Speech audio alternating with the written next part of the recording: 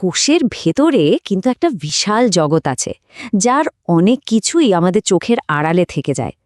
তো আজ আমরা কোষের সেই সব গোপন কর্মীদের কথা জানব, যারা একদম নীরবে পর্দার আড়ালে থেকে জটিল সব কাজ করে একটা কোষকে বাঁচিয়ে রাখে। চলুন কোষের সেই রহস্যময় জগতে একবার ডুব দেয়া যাক। আমরা তো সবাই নিউক্লিয়াস বা মাইটোকন্ড্রিয়ার মতো স্টার অর্গানেলদের নাম জানি, কিন্তু পর্দার আড়ালে থেকে আসল কাজটা করে কারা? কারা এটা নিশ্চিত করে যে কোষের সব কিছু একদম ঠিকঠাক চলছে? উত্তরটা হলো কিছু বিশেষ অঙ্গাণু, যারা কোষের বেঁচে থাকার জন্য বলতে গেলে একেবারে অপরিহার্য।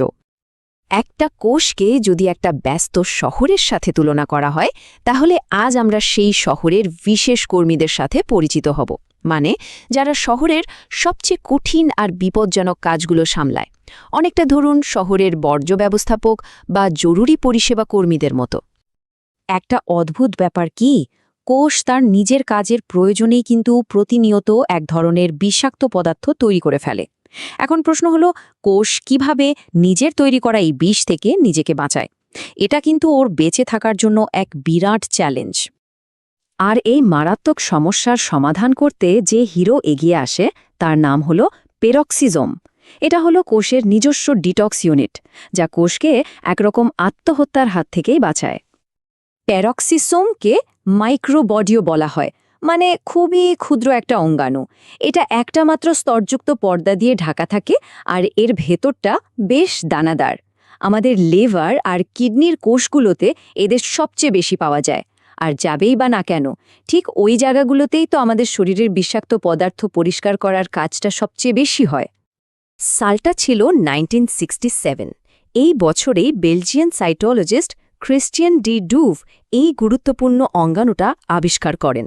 আর সত্যি বলতে, এই আবিষ্কার কোষ জীববিজ্ঞানে একটা নতুন দিগন্ত খুলে দিয়েছিল। এর আগে আমরা ঠিকঠাক জানতামই না যে কোষ কিভাবে নিজের তৈরি করা বিষাক্ত বর্জ্য সামাল দেয়। তো পেরক্সিজোমের প্রধান অস্ত্র বা সুপার পাওয়ারটা কি? ওটা হলো ক্যাটালেজ নামের একটা এনজাইম। এর একটাই কাজ, কোষের জন্য মারাত্মক বিষাক্ত হাইড্রোজেন পেরক্সাইডকে ভেঙে একদম নিরাপদ পদার্থে পরিণত করা। দেখুন, প্রক্রিয়াটা খুবই সহজ কিন্তু দারুণ কার্যকর। প্রথমে কোষের বিপাক ক্রিয়ার ফলে তৈরি হয় বিষাক্ত হাইড্রোজেন পেরক্সাইড। এরপর ক্যাটালেজ এনজাইম এসে এই বিষের উপর কাজ করে, আর শেষে এই বিষাক্ত জিনিসটাকে ভেঙে পুরোপুরি নিরাপদ পানি আর সাধারণ অক্সিজেনে পরিণত করে দেয়। ব্যাস, এভাবেই কোষকে মুহূর্তের মধ্যে সুরক্ষিত রাখা হয়। আচ্ছা, প্যারক্সিজোমের তো কথা হলো, এবার ওরই এক কাজিনের সাথে পরিচিত হওয়া যাক, যার নাম গ্লাইঅক্সিজোম। দুটোই মাইক্রোবডি ফ্যামিলির মেম্বার, কিন্তু ওদের কাজে মানে স্পেশালাইজেশনে আকাশ পাতাল তফাত। একজন যেখানে বিষ নষ্ট করে, আর একজন সেখানে শক্তি তৈরিতে ওস্তাদ। ভেবে দেখুন তো, একটা বীজ যখন সবে অঙ্কুরিত হচ্ছে, তখনও শক্তি পায় কোত্থেকে, বিশেষ করে যখন ওর সালোক সংশ্লেষণ করার জন্য কোনো পাতাই গজায়নি। এই জরুরি সমস্যার সমাধান করে গ্লাইঅক্সিজোম, যা বীজের নিজস্ব পাওয়ার হাউস হিসেবে কাজ করে। গ্লাইঅক্সিজোম মূলত তৈলবীজ, যেমন ধরুন রেড়ি বা সূর্যমুখীর বীজ, ছত্রাক আর ইস্টের কোষে পাওয়া যায়। এটাও পেরক্সিজোমের মতোই একটা পর্দা দিয়ে ঢাকা থাকে। আর মজার ব্যাপার হলো, এটাও সেই একই বছরে মানে 1967 সালেই বিজ্ঞানী R.W. ব্রাইডেনবার্গ আবিষ্কার করেছিলেন। গ্লাইঅক্সিজোমের প্রধান আর সবচেয়ে গুরুত্বপূর্ণ কাজটা হলো বীজের মধ্যে জমে থাকা চর্বি বা ফ্যাটকে ভেঙে ব্যবহারযোগ্য শর্করা বা সুগারে কনভার্ট করা। কারণটা খুব সহজ, একটা চারাগাছের বেড়ে ওঠার জন্য দ্রুত শক্তি দরকার, যা শর্করা থেকেই সবচেয়ে সহজে পাওয়া যায়। এই যে ফ্যাট থেকে শর্করা তৈরি হলো, এটাই চারাগাছকে অঙ্কুরোদ্গমের জন্য দরকারি শক্তিটা যোগায়। মানে যতক্ষণ না সে নিজের সবুজ পাতা দিয়ে সালোক সংশ্লেষণ করে খাবার বানাতে পারছে, ততক্ষণ এই শক্তি দিয়েই সে বেঁচে থাকে। বলা যেতে পারে এটা একটা চারাগাছের জীবনের শুরুর দিকের একমাত্র সাপোর্ট সিস্টেম। বেশ, বিষ নষ্ট করা হলো, শক্তিও বানানো হলো। এবার আসা যাক 3 নম্বর চ্যালেঞ্জের দিকে। কোষের দরকারি জিনিসপত্র গুছিয়ে রাখা, বর্জ্য ম্যানেজ করা আর নিজের শারীরিক গঠনটা ধরে রাখা, এই সব কিছুর সমাধান হলো ভ্যাকুয়াল বা কোষগহ্বর। একটা অপরিণত বা একদম তরুণ উদ্ভিদ কোষের কথা ভাবুন। ওর ভেতরে স্টোরেজ সিস্টেমটা কিন্তু বেশ ছড়ানো ছিটানো। সাইটোপ্লাজমের মধ্যে অনেকগুলো ছোট ছোট ভ্যাকিউল এদিক ওদিক ঘুরে বেড়ায়।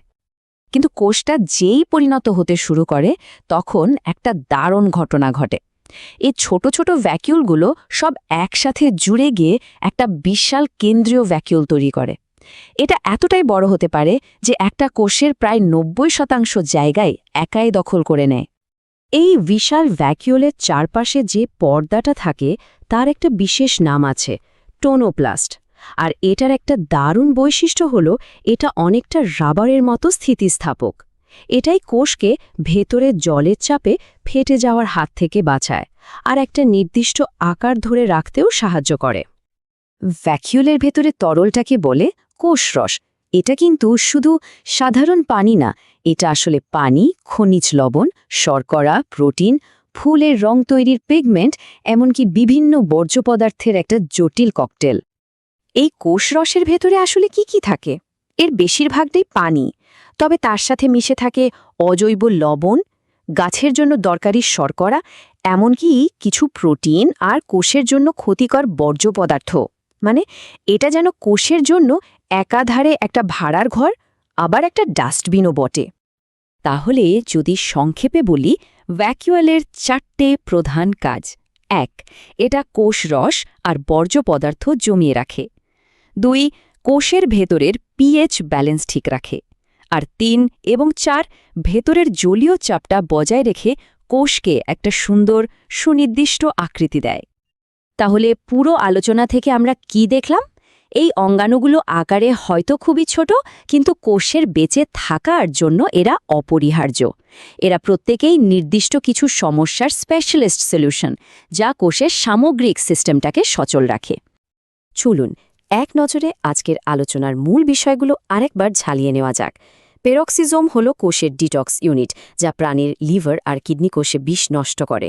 গ্লাইঅক্সিজোম হল বীজের পাওয়ার হাউস, যা উদ্ভিদের তৈলবীজে চর্বিকে শক্তিতে বদলে দেয়। আর ভ্যাকুয়াল হল পরিণত উদ্ভিদ কোষের স্টোরেজ আর সাপোর্ট সিস্টেম, যা পানি, পুষ্টি আর বর্জ্য সবই সঞ্চয় করে। জীবনের এই এত ক্ষুদ্র কিন্তু এত নিখুঁত ডিজাইনগুলো আমাদের বড় সমস্যার সমাধানের ব্যাপারে কি শেখাতে পারে বলুন তো? প্রত্যেকটা সমস্যার জন্য একটা করে বিশেষ সমাধান। প্রকৃতির এই কৌশলটা কিন্তু সত্যি অসাধারণ আর ভীষণ অনুপ্রেরণার।